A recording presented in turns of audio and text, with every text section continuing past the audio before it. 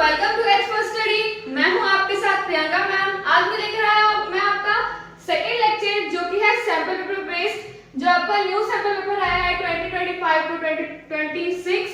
इसमें हम क्या करेंगे आज इस लेक्चर में? हम करेंगे आज ज्योग्राफी का पोर्शन, जिसमें हम देखेंगे कौन कौन से क्वेश्चंस आ सकते हैं, कैसे क्वेश्चंस आएंगे और उनका पैटर्न क्या रहेगा। उसके साथ साथ मैं आपको उसका सोल्यूशन भी इसी लेक्चर में कंप्लीट कराऊंगी। चलो स्टार्ट करते हैं अपना लेक्चर। देखते हैं फर्स्ट क्वेश्चन।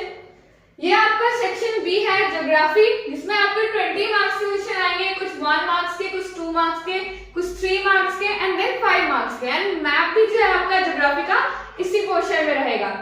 तो फर्स्ट क्वेश्चन है आपका एमसीक्यू। तो देखो क्या है, क्वेश्चन पूछ रहा है what is essential for resource development. ऐसा क्या चीज है जो इंपॉर्टेंट है रिसोर्स डेवलपमेंट के लिए, to contribute to overall development. यानी कि रिसोर्स डेवलपमेंट का एक ऐसा चीज जो क्या करे, सभी प्रकार के डेवलपमेंट को, विकास को कंट्रीब्यूट करे। तो फर्स्ट ऑप्शन है the availability of resources alone is enough, या the presence of foreign invaders and their governance, या technological development and institutional changes, only human resources can contribute to development. तो ये चार ऑप्शन है, चारों में से कोई एक जो है आपका सही होगा। तो थोड़ा सा सोचिए क्या होगा इसका। ऐसा क्या चीज है रिसोर्सेज के डेवलपमेंट के लिए, संसाधन के विकास के लिए, जो हर चीज को ध्यान में रखते हुए विकास करे। तो इसका ऑप्शन क्या होना चाहिए बच्चों? Technological development and institutional change. Okay, तो इसका आंसर आपका क्या होगा? ऑप्शन सी आपका इसका राइट आंसर है। क्लियर? देन है आइडेंटिफाई द अप्रोप्रिएट ऑप्शन। इसमें क्या बताना है? अप्रोप्रिएट ऑप्शन को सिलेक्ट करना है to fill the empty boxes. Classification of soil. Classification क्या है सॉइल का? जो ऑलिव ऑयल है, जैसे कि ऑलिव सॉइल है, कि क्या करता है? Ideal for the growth of sugarcane, paddy and wheat and other cereals and pulses crop. इन सब चीज के लिए क्या है? आइडियल माना जाता है इस सॉइल को। ऐसा कौन सा सॉइल है जिसके जो कॉटन के ग्रोइंग के लिए आइडियल माना जाता है? ऐसा कौन सा सॉइल है जो कैश्यू नट्स के लिए क्या माना जाए? सुटेबल माना जाए। ओके, आइडियल माना जाए। ऐसा कौन सा सॉइल है? तो ऑप्शन ए है आपका black soil, red and yellow soil, या लेटरेट सॉइल, ब्लैक सॉइल, या option C red and yellow soil and black soil. Then option D black soil या लेटरल सॉइल। ऐसा कौन सा सॉइल है बच्चों जिसमें कॉटन की हम खेती कर सकते हैं? ऐसा कौन सा होना चाहिए? ये किस में हो सकता है? ब्लैक सॉइल हो सकता है क्या? तो देखो ब्लैक सॉइल किस किस में है? एक इसमें है, तो लेकिन फर्स्ट है हमारा ना ऑप्शन, ये फर्स्ट की साइड है, तो इससे पहले क्या होना चाहिए? ब्लैक सॉइल होना चाहिए। देखिए ऑप्शन एक, ये ऑप्शन, ये दोनों ऑप्शन क्या होना चाहिए? कट गया ये। इन दोनों ऑप्शन में आपको देखना है, फिर देखना है कि ऐसा कौन सा सॉइल है जी कैल्शियम नट्स के लिए क्या होना चाहिए? सुटेबल हो। ऐसा कौन सा सॉइल है बताओ? Laterite soil. ओके, तो इसका क्या होगा? Laterite soil. तो ऑप्शन डी आपका क्या होगा? करेक्ट। क्लियर बच्चों? नेक्स्ट क्वेश्चन है a total of 628 tigers died in India during the past 5 years। पिछले 5 सालों में इतने टाइगर्स जो है उनकी मृत्यु हो गई है इंडिया में ड्यू टू नेचुरल कॉजेज, यानी कि प्राकृतिक कुछ कारण की मृत्यु हो गई है। एंड कुछ अदर रीजंस भी हैं, including poaching according to government data. Meanwhile 349 people were killed in tiger attacks during this period, with Maharashtra alone recording 200 deaths। यानी कि कुछ तो नेचुरल कारण के कारण, कुछ जो है मानव यानी ह्यूमन मेड के कारण क्या हो रहा है? टाइगर्स की मृत्यु हो रही है। और महाराष्ट्र में, केवल महाराष्ट्र में इतने डेड को, टाइगर के डेड को क्या किया गया? रिकॉर्ड किया गया है। जितना रिकॉर्ड किया गया उतना ही तो नहीं होता है, उससे ज्यादा होता है। तो यही बताया गया है। इससे रिलेटेड क्वेश्चन है कि विच ऑफ दीज रीजन, क्या रीजन है मोस्ट सिग्निफिकेंट, कुछ ज्यादा जो मोस्ट सिग्निफिकेंट कौन से रीजन है जो इनडायरेक्ट यानी अप्रत्यक्ष कॉन्सिक्वेंसेस ऑफ पॉचिंग, यानी कि अप्रत्यक्ष शिकार के कारण जो है टाइगर्स की मृत्यु हो रही है, यानी कि उनकी पॉपुलेशन कम हो रहा है। द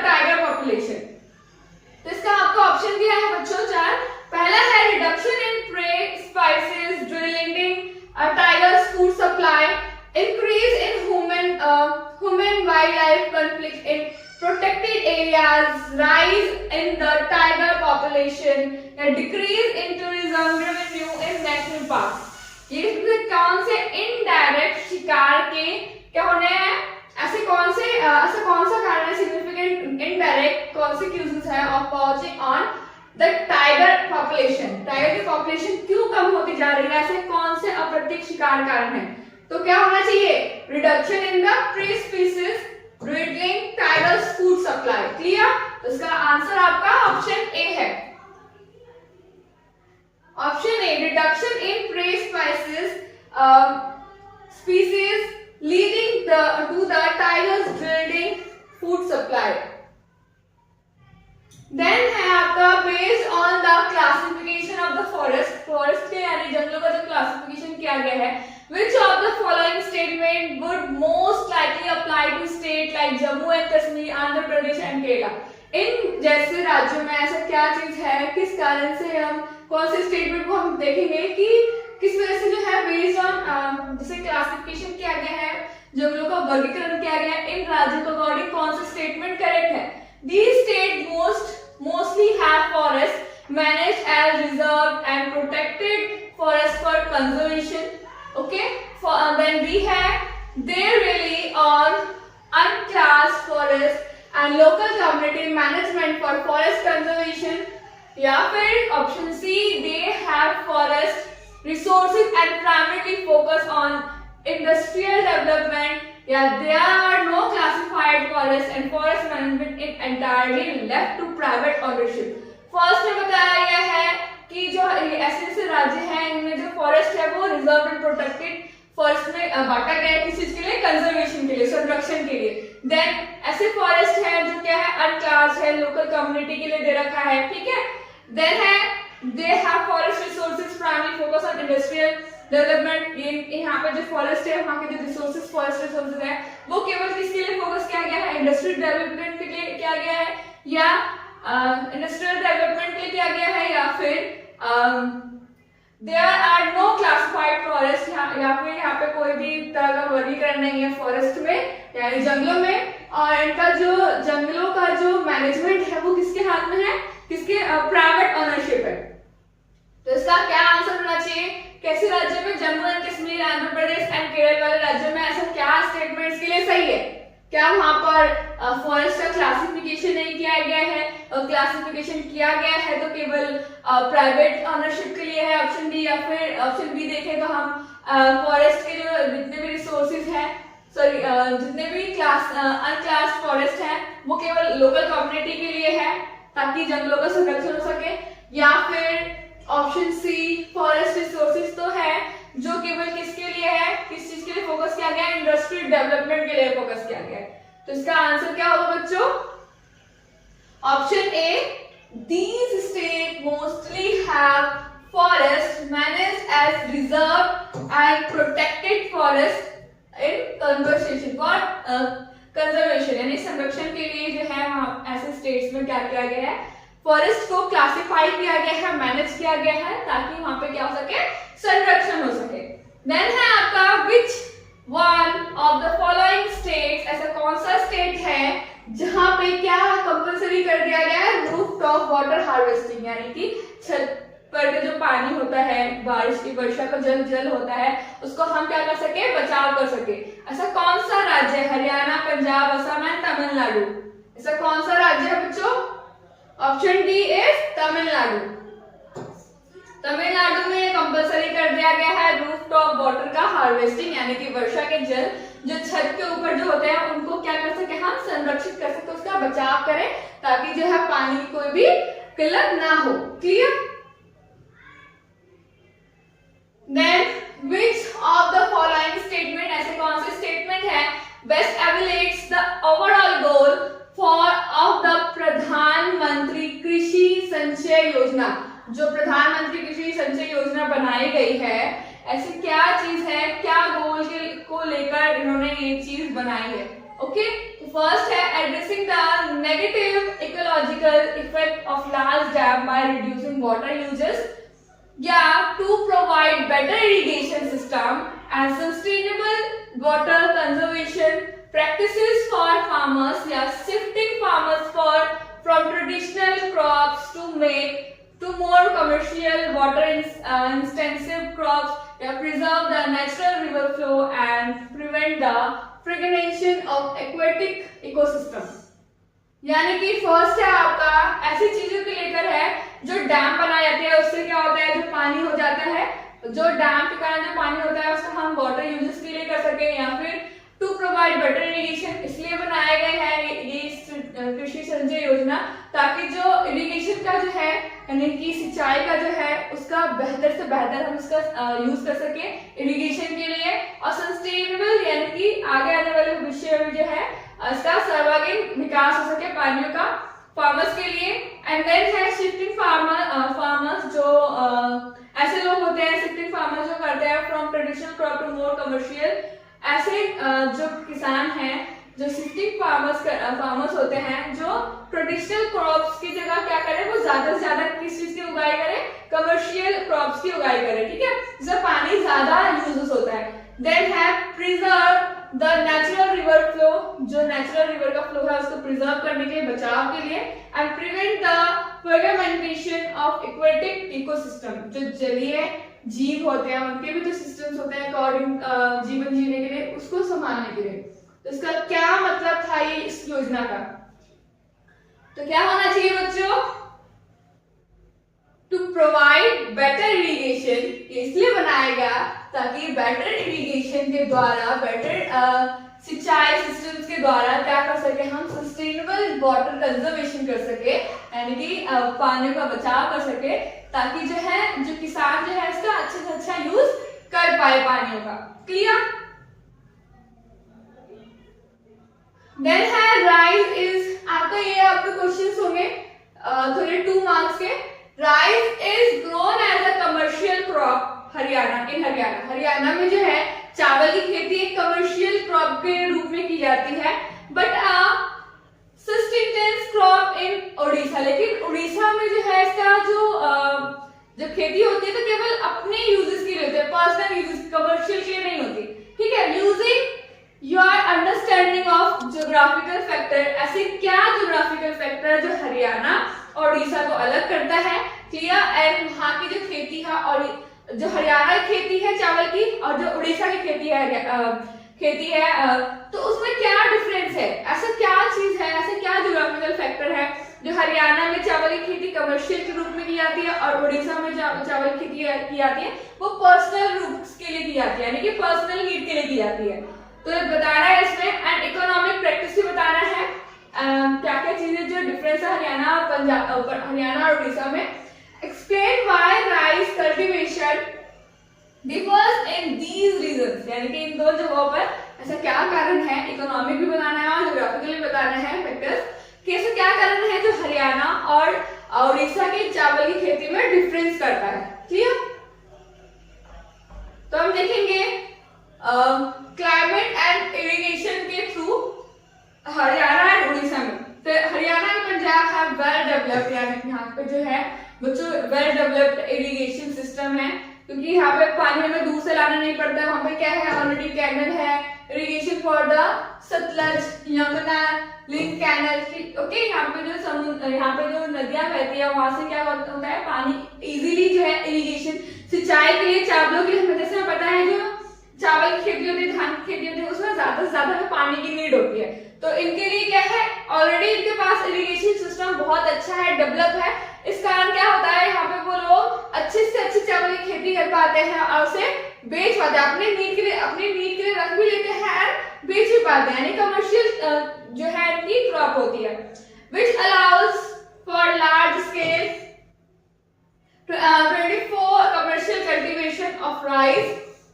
The climate is, और यहाँ की जो क्लाइमेट है is suitable for high yielding varieties of and irrigation ensure water availability. यहाँ पे पानी की जो अवेलेबिलिटी है वो भी इंश्योर होती है। क्लियर? देन है इन कंट्रास्ट, इसके अपोजिट क्या है, Orissa has more monsoonal climate and while rice is grown the farming is often rain fed, अपारिक वर्षा के कारण ही जो है ज्यादातर जो वहाँ की जो चावल की खेती है वो किस पर निर्भर करती है, मानसून पे, यानी कि बारिश पर क्या करती है, वो निर्भर रहती है। Primarily for local consumption the lack of large scale irrigation system, यहाँ पे क्या है, किसी की कमी है, लार्ज स्केल इरिगेशन सिस्टम की कमी है, लिमिट इट्स कमर्शियलाइजेशन, ठीक है, कमर्शियलाइजेशन, इसलिए क्या है यहाँ पे जो कमर्शियलाइजेशन है यहाँ पे वो चावल की खेती इतनी नहीं हो पाती जिसके कारण वो बेच सके उसे हम राइस से कमर्शियल के लिए यूज कर सके। देन है इकोनॉमिक फैक्टर बताना है मार्केट एक्सेस में। हरियाणा इन पंजाब और Haryana rice is grown for commercial purposes, commercial purpose के लिए यहाँ पे चावल की खेती की जाती है, to meet national and international demand, जो कि क्या करती है, नेशनल का यानी राष्ट्र में तो करती ही करती है लेकिन अंतरराष्ट्रीय स्तर पर भी वो डिमांड को फुलफिल करती है। The approximately to market and government procurement system and well developed transport, यहाँ पे ट्रांसपोर्ट और मार्केट जो है यहाँ के जो सिस्टम्स है बहुत ज्यादा क्या है, बहुत ज्यादा कनेक्टेड है और वेल डेवलप्ड है। Transport network enable these state to export surplus rice, clear, इसलिए एक्सपोर्ट यहाँ से करना ज्यादा इजी है। In Orissa rice is mostly grown for personal and local use, इससे क्या पहले बताया था कि जो उड़ीसा में जो चावल की खेती वो होती है वो किसके लिए की जाती है, पर्सनल एंड लोकल यूज के लिए की जाती है, with less access to large market for profit, और इसकी जगह जो है profit driven farming making it a substantial crop, इसीलिए हम क्या बोलते हैं, सबस्टेंशियल क्रॉप भी कहते हैं, क्योंकि हम इसका इसमें उड़ीसा में जो चावल की खेती होती है इसे केवल हम लोकल और पर्सनल यूज के लिए यूज करते हैं, क्लियर।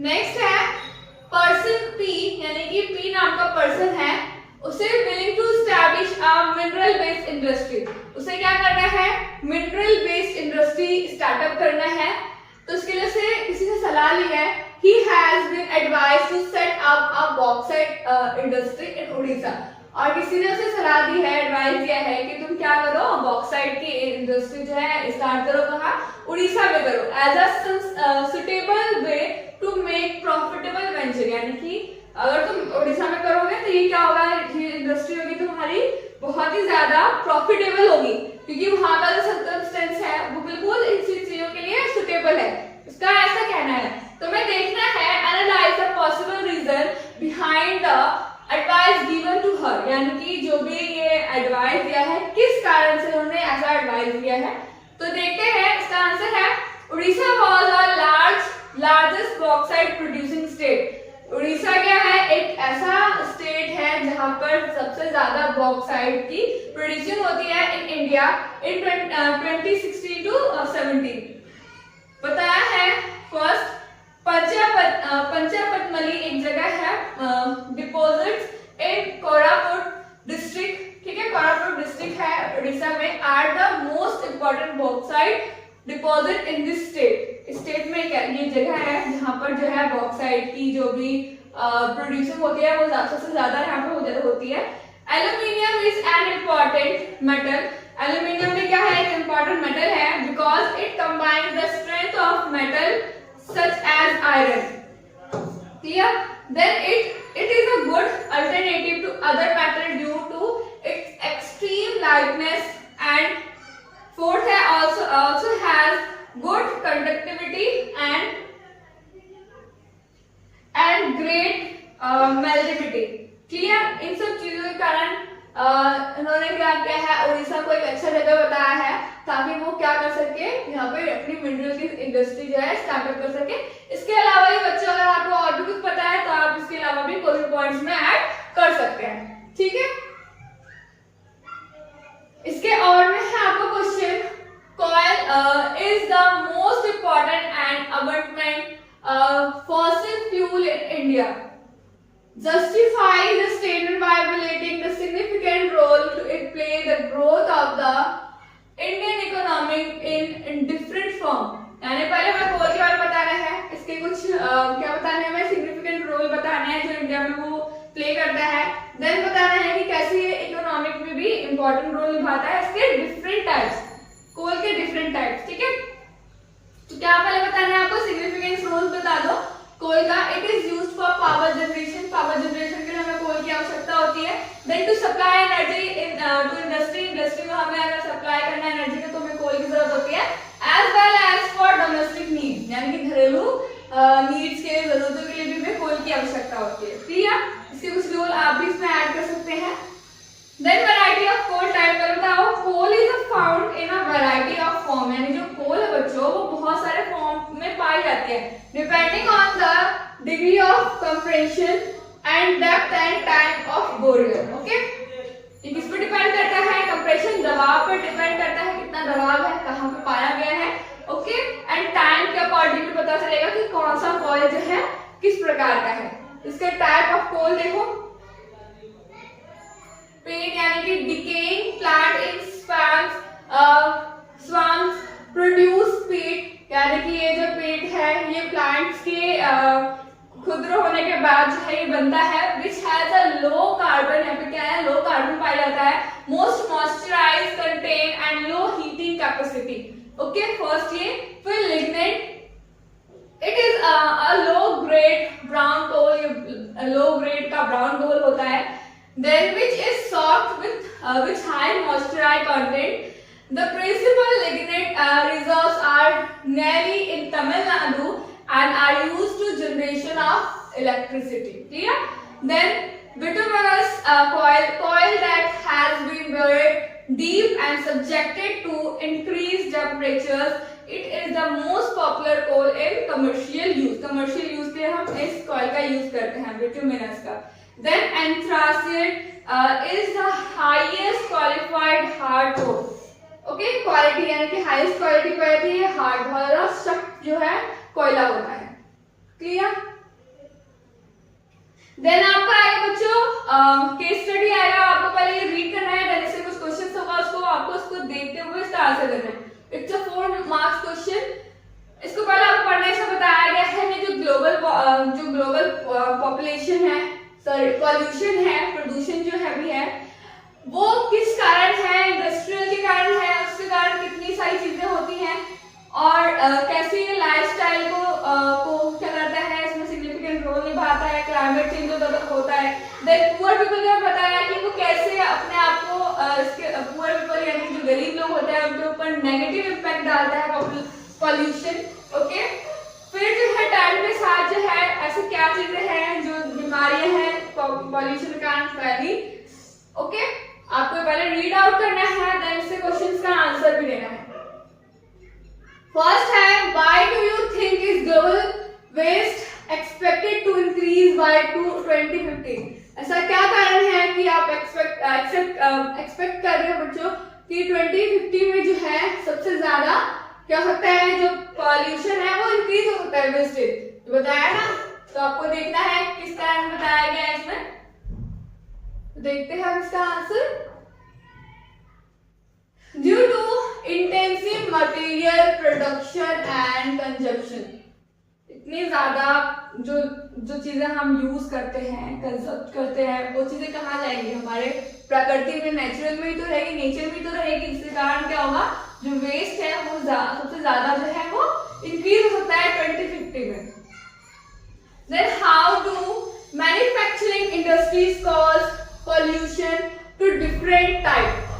यानी कि वह जो मैन्युफैक्चरिंग इंडस्ट्री है के कारण कौन कौन से पोल्यूशन हम देख पाते हैं, इंडस्ट्री कौन कौन से टाइप ऑफ देखते हैं पोल्यूशन का, explain with example. Manufacturing industries are major cause, ये 2 नंबर का है, आप हो सके तो और ज्यादा इसमें पॉइंट लिखना पीछे इसमें से। फर्स्ट है air pollution, smoke is emitted by chemical and paper factories और जो केमिकल फैक्ट्रीज है उनके कारण क्या होता है, स्मोक होता है और एयर पोल्यूशन होता है। Brick kills and refineries and smelting plant and burning of fossil fuels in big and small factory that ignore pollution norms, यानी कि जो भी नॉर्म्स बनाए जाते हैं इंडस्ट्री को डेवलप करने से पहले, जो भी रूल रेगुलेशंस बनाई जाती है उनको ध्यान में ना रखते वो क्या करते हैं, सबसे ज्यादा कंजप्शंस करते हैं, स्मोक स्मोक होता है निकलता है उनकी इंडस्ट्री से, वो क्या करता है एयर पोल्यूशन को इंक्रीज करता है। Toxic gas leaks can be very hazardous with long term effect. इसके कारण क्या होता है बच्चों, लॉन्ग टर्म इफेक्ट जो है आपको लोगों में देखने को मिलता है। नेक्स्ट है इंडस्ट्रियल एंड कंस्ट्रक्शन एक्टिविटी। कुछ ऐसी एक्टिविटी है जो क्या करती है, चीजें जो है और कॉम्प्लिकेट करती है। Machinery, factory, equipment, generators, shop and pneumatic and electric drill also make lot of noise. ये क्या करती है, बहुत ज्यादा नॉइज होने के कारण नॉइज पोल्यूशन को भी इंक्रीज करती है। एयर पोल्यूशन हो गया और ये नॉइज पोल्यूशन हो गया, एंड वाटर पोल्यूशन भी हम इसमें ऐड कर सकते हैं। ओके, और बहुत सारे पोल्यूशन हम ऐड कर सकते हैं। देन है आपका, is it correct to consider pollution as a possible cause for worsening of the current global trend of poverty and inequality. यानी कि जो ये पोल्यूशन हो रहा है बच्चों, क्या ऐसा सही है, जो पोल्यूशन है सबसे ज्यादा क्या है ग्लोबल, अगर आप देखें तो सबसे ज्यादा पुअर यानी कि जो पुअर्टी है और इनइक्वालिटी को इंक्रीज कर रहा है। तो जस्टिफाई करना है हमें। Poor people can not afford, ये सही बात है, जो गरीब लोग हैं वो अफोर्ड नहीं कर पाते हैं, अपने आप को प्रोटेक्ट नहीं कर पाते हैं नेगेटिव चीजों से, जो इंडस्ट्री के कारण क्या हो रहा है पूरे ग्लोबल में, पूरे उसमें संसार में जो चीज फैल रही है। नेगेटिव इम्पैक्ट ऑफ पॉल्यूशन, जो पॉल्यूशन का नेगेटिव इम्पैक्ट है हम ज्यादा पुअर लोगों पर पड़ता है, क्योंकि उनके पास इतने अफोर्डेबल प्रोडक्ट नहीं होते हैं, ऐसी चीजें नहीं होती जिससे वो बचाव कर सके। And of suffering the most, this also lead to social disability and inequality due to ill effect of poverty. Clear? Then आपका आपको ये 3 नंबर का क्या है, आपका क्या आएगा, मैप बेस्ड क्वेश्चन आएगा। फर्स्ट है आपका, ऐसा डैम बताना है जो सतलज बीज रिवर बेसिन पे है, which is being used both for hydel power production and irrigation. Okay, और में है the dam is the Mahanandi basin and that integrates conservation of water with flood control. तो पहले क्या आएगा, कहाँ पे आपको लगाना है, बांगरा नागल पे लगाना है इसका आंसर। देन आपको लगाना है हीराकुड पे। देन है आपका a major sea port in West Bengal, कौन सा है मेजर पोर्ट, जो सी पोर्ट वेस्ट बंगाल में। Then and India international airport in Tamil Nadu का एक इंटरनेशनल एयरपोर्ट को आपको क्या करना है, पॉइंट आउट करना है आपको मैप में।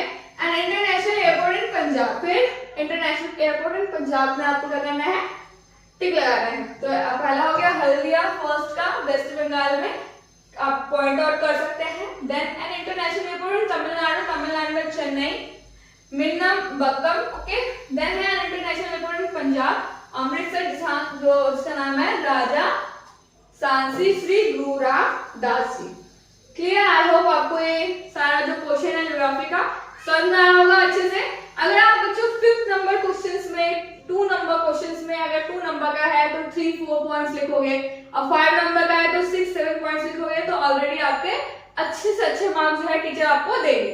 क्लियर? ज्यादा से ज्यादा बच्चों आप ऐसा क्या करो, जैसे एसएसटी का सोशल साइंस का जब एग्जाम होता है, जो क्वेश्चंस होते हैं ना बच्चों, उसको पैराग्राफ में लिखना अवॉइड करो, आप इसको पॉइंट्स में लिखो, ताकि जो टीचर है उनका ज्यादा टाइम कंज्यूम ना हो, वो पॉइंट्स में देख सके आपने लिखा क्या है, रिलेवेंट लिखा है या नहीं लिखा है। इसके कारण जो है आपसे जो टीचर, जो चेकिंग वाले जो टीचर होंगे वो इम्प्रेस भी हो सकती है, आपको अच्छे मार्क्स भी दे सकती है। ओके, इसी के साथ हमारा ये लेक्चर कंप्लीट हो जाता है। नेक्स्ट लेक्चर में जो है नेक्स्ट सोशल साइंस का सब पार्ट का जो है पोर्शंस का सॉल्यूशन लेकर आऊंगी। तब तक बने रहिए हमारे साथ। Thank you so much.